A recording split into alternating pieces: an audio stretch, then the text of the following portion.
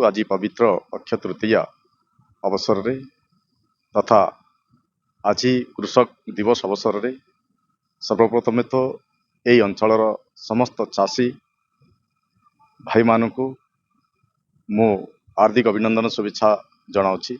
आज अक्षय तृतीय दिवस अवसर रे आज जिला स्तरीय जो कृषक दिवस यही कोटपाड़ ब्लॉक रे अनुष्ठित हो जाइए। जिला प्रशासन अधिकारी सहित एठी ब्लॉक रो कृषि विभाग रे थिबा समस्त अधिकारी एठिकार जनप्रतिनिधि एठिकार समस्त कृषक उपस्थिति रे आज अक्षय मुठीटा आज शुभारंभ हो जाइए।